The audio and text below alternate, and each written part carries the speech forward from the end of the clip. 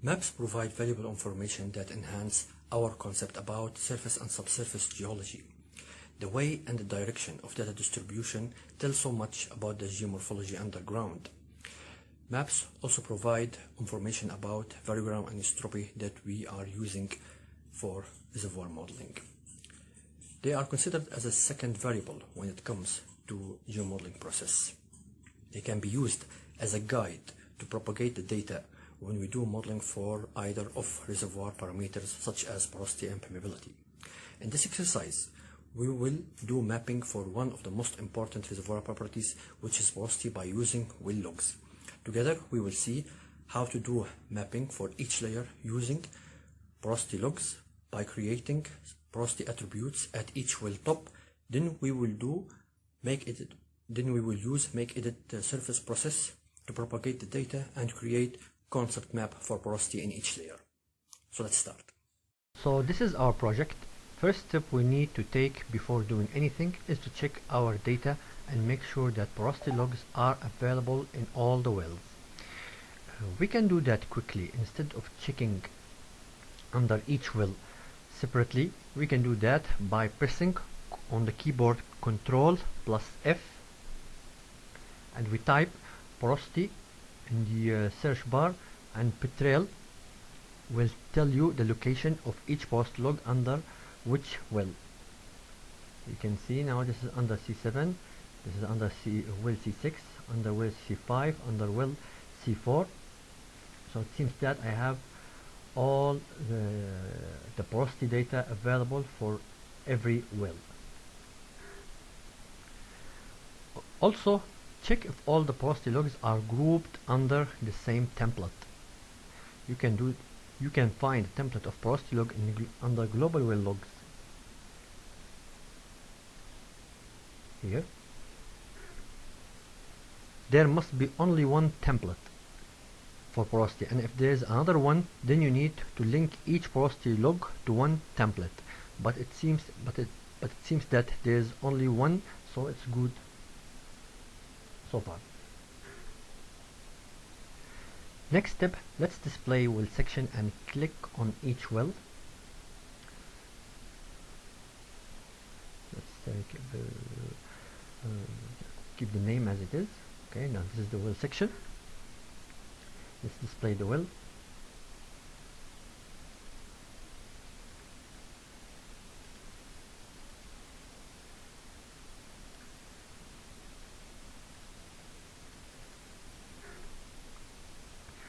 Now we have almost all the wells displayed. Okay, let's exclude these ones.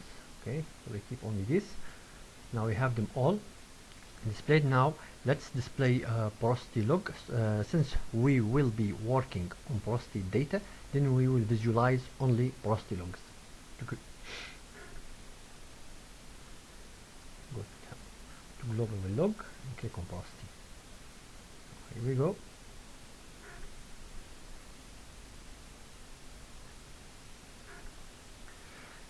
Now let's set the scale and standardize it, so all the tracks of porosity will have same scale. So go to well section, template setting, click on porosity and go to limits and change the maximum minimum value from 0 to 0.4. Then click apply. As you can see, all the logs have the same scale from 0 to 0.4, except this well. We can exclude this well. It seems that doesn't have a porosity log. Yes, okay, B1. Seems that we don't have, yes, I don't have one.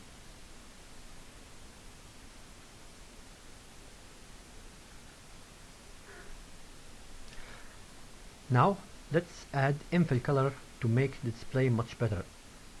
We will fill the we will do filling by going to global well logs, double click.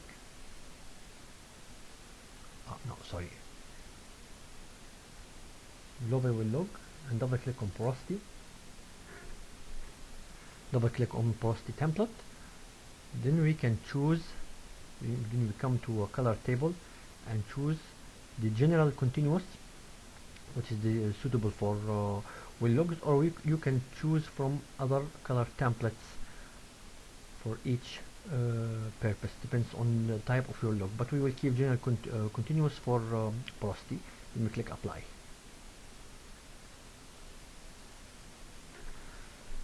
Now let's go back to template setting, click on porosity track, not the log. We click on porosity track, then curve filling.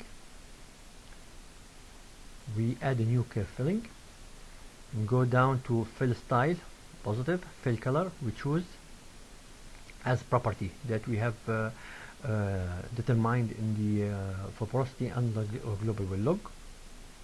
We choose here porosity and click apply. So far so good. So we click OK. You can see that we have all the porosity logs have been filled with nice coloring gradient.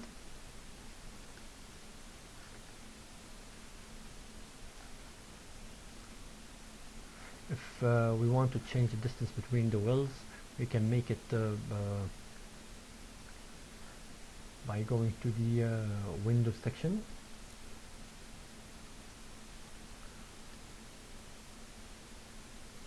layout, and change the horizontal spacing from relative to constant, and we keep it 25 or okay, let's just make it 20 and click apply.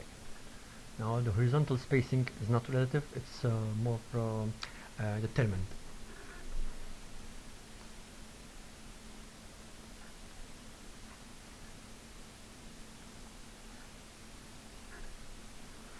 Now let's go to create porosity attribute, which is the first step for creating porosity map. So we can go we can do that by going to under we can do that from well tops.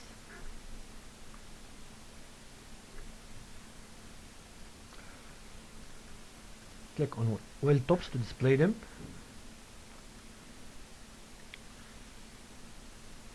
We will do porosity map for each layer. The process will include calculating average porosity actually for each layer, starting from Tarbet to Nice. We will do it from top Tarbet to Nice, because we will do calculate average porosity for each layer or zone. For the sake of the quality in this exercise, for the sake of quality, as we want porosity map to cover all the reservoir, we will exclude the basic Cretaceous layer as it pinches out at some areas, as we can see here, like in some wells in B9. The layer is disappeared. The same in B8. So so the layer of basic Cretaceous is not available at some wells, so we will be excluding this layer from the porosity mapping. Now to create the porosity attribute, we go to attribute under well top, right click, insert a new attribute. We choose continuous, since it's well log, so it's continuous data, then OK.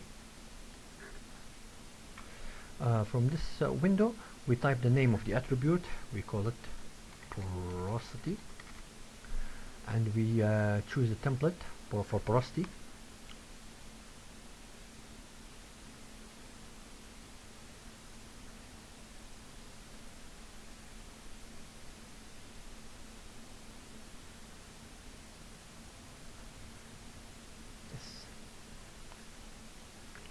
Then we go to operations tab. We go to attribute operations. From attribute operations, tick to the zones at level. The next square will be activated. You see, it's not activated, but when you click into the zones at level 1, Then we type number 1 to ignore subzones involvement in the average calculation. So what we want to calculate total average for whole zone of each layer separately, for example turbot. Next step, we choose sampling.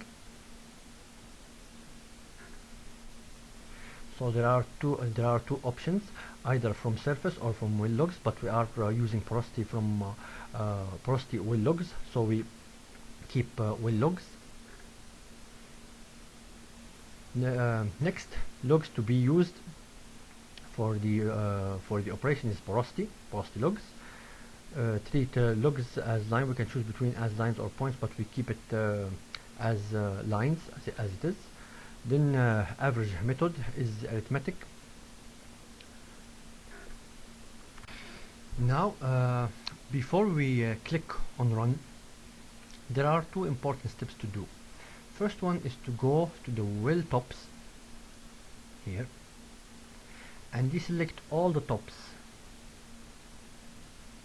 and keep only the one top that we want to create porosity attribute for, because if we selected all the tops, the attribute generation will be applied on whole well layers, which is not what we want. What we want in this exercise is to create porosity attribute for each layer or zone at a time. So what we want here is this we want to create a porosity attribute for top turbot. So we click on top turbot only and highlight it. Keep it highlighted.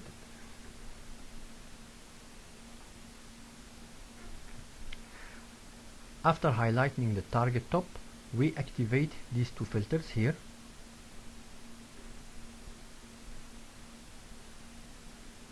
We activate these two filters down here to tell Petrel to apply the attribute generation for only the layer below turbot, or the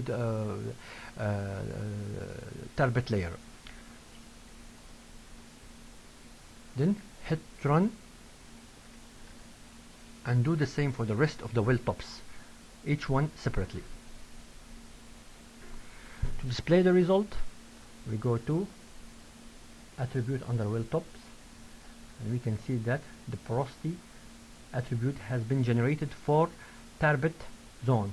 Click on it and it will be displayed. It's only for turbot.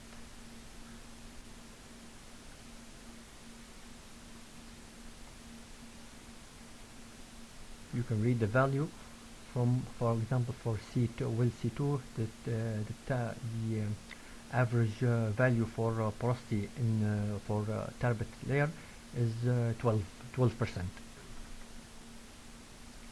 Now let's do the same for the other well tops. So we click OK. Change the name for porosity attribute. The first one is for turbot. Let's call it turbot porosity.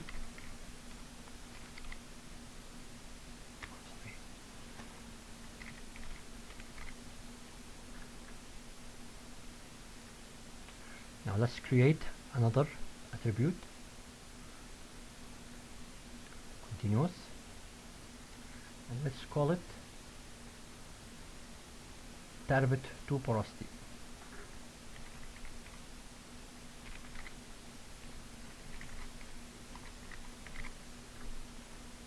We go to attribute operation. We do the same to the zone at level 1.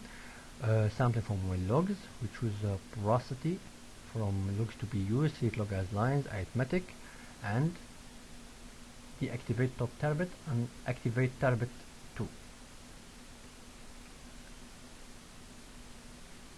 Run. You can see that has been generated.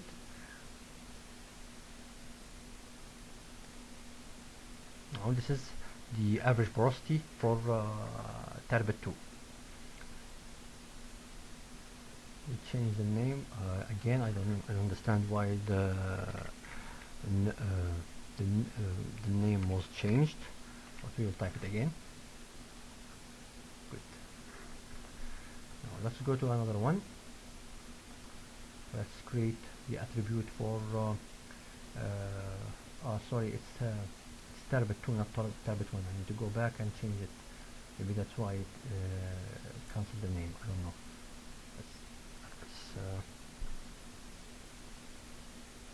Oh no, it's okay. No, it's okay. It's okay. Okay. Then we go to create porosity attribute for tarbit 1.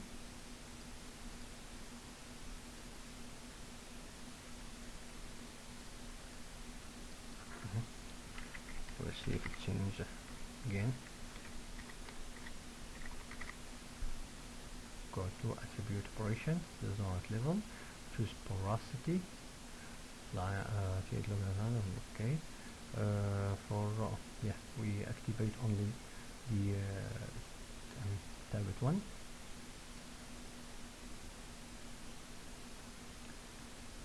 Filter and run. Let's change the name again.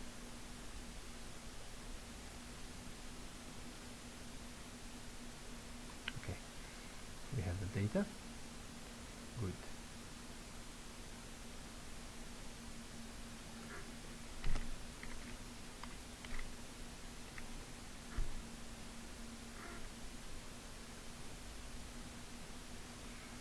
Now we go to top gneiss.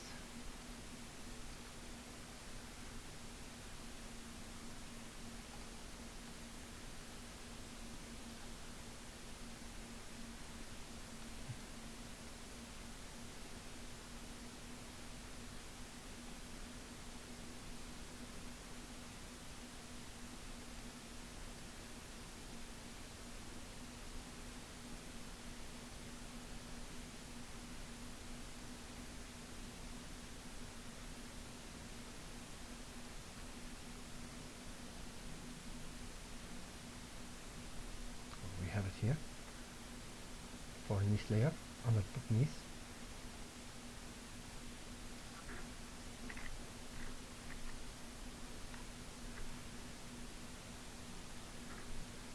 And the last one, which is gneiss 1.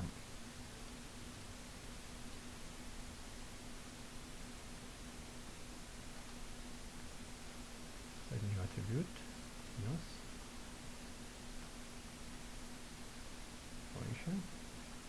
Level, porosity, make sure it's highlighted and selected, and the rest of the wheel tops are deselected. Then hit run.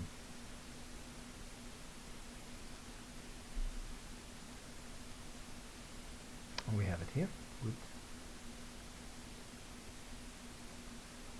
Go back and rename again. This one. Click OK. Now after we have generated porosity attributes for each layer, we can display them on one section, clicking on all of them, but each one will be shown on separate on a separate track. So we can also view them as values on as values by going to wheel tops, right click, zone spreadsheet, and you can see the value for average porosity for each layer at in each wheel.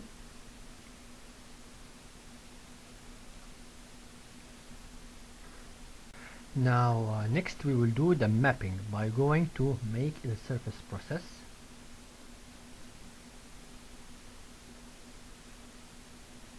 Click on it. From make edit surface, drag wheel tops to the main input here.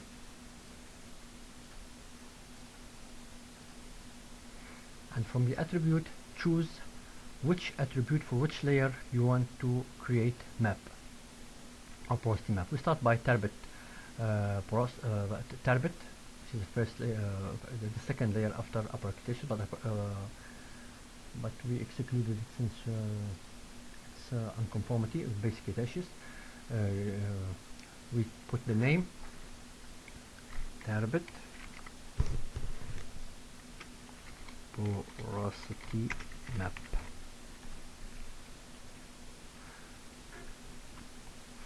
we add the boundary if it's available.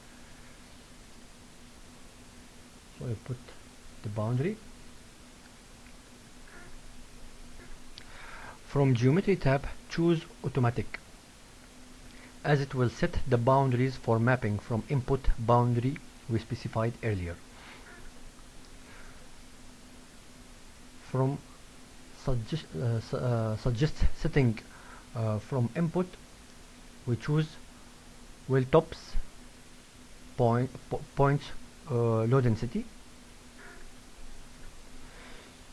and before you click apply, make sure that the method is convergent interpolation, as we have so many algorithms for mapping here. But for our case with porosity, mapping from porosity log, we use convergent interpolation. After we finish, we click apply. The porosity map for Tarbit will be generated in the input pan down here. To display it, you can click on 2D window and click on it.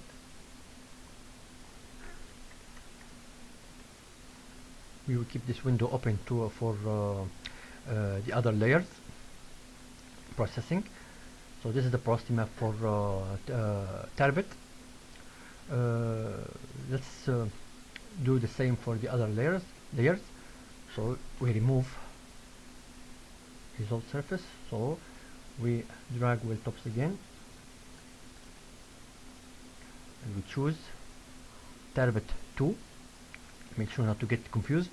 Okay, Tarbit 2, name Tarbit 2 porosity map. Choose the bring the boundary, click on geometry, make it automatic, choose low density, conversion interpolation, the name. Okay, then we click apply.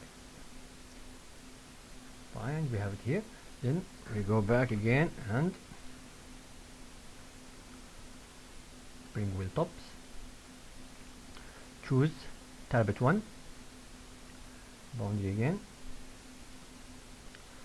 name Tarbit 1 porosity map. On geometry, click automatic, wheel tops low density, conversion interpolation, and click apply.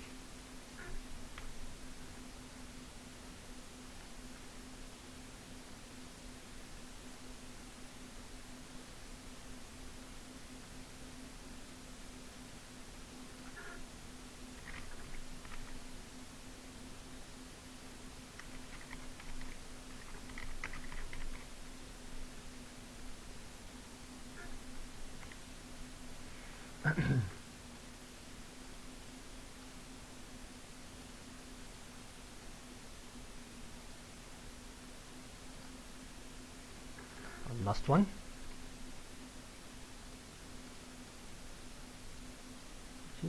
This one.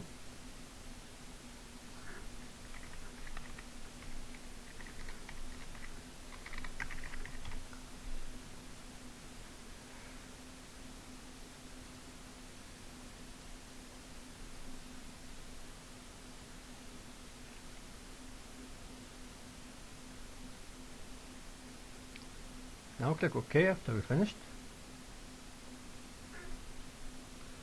So you can see that all the maps have been generated in the input pan.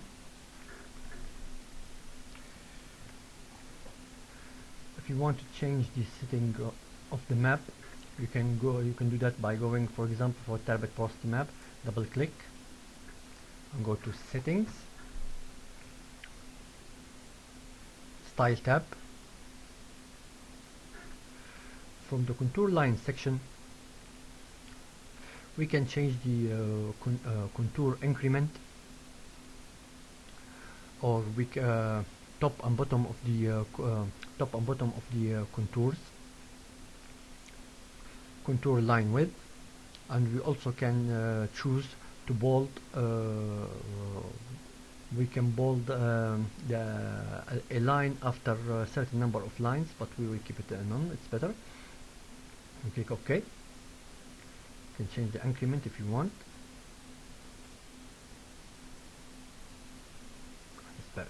Yes. Click OK. Also, if you want to, add annotations, you can do that also by going to the settings. Under style annotation, you can show annotation. Click apply. You can control the size from font. For example, 100.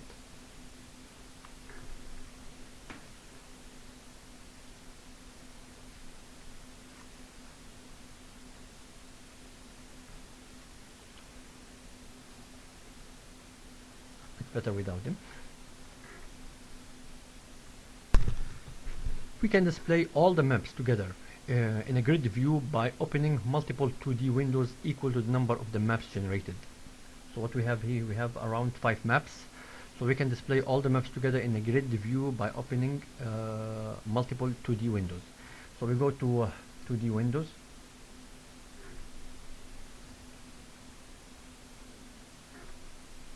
So display each one in a different 2D window.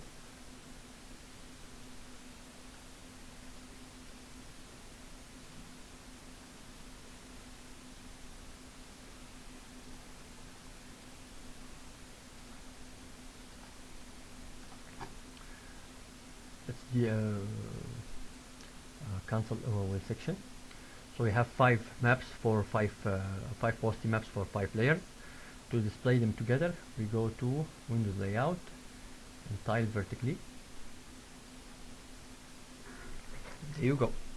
You can also choose to tile them horizontally, or or tile them as a grid. I think this is much better. So we can see the Porosity maps for the whole layers viewed in one set. Now you have learned how to make porosity maps and visualize them in 2D windows for quality control. Now you can use these maps to guide the propagation of porosity data in 3D reservoir model. But you need to know that the application of these porosity maps as a second variable in porosity model building, and how much the model is close to the concept that we have, depends on some factors, such as thickness of the reservoir layers, heterogeneity, and most important, the adequacy and efficiency of the data that we used for making the map. Thank you for your time, and until I see you in next videos, subscribe to Geoscience Skills channel and keep on learning. Thank you.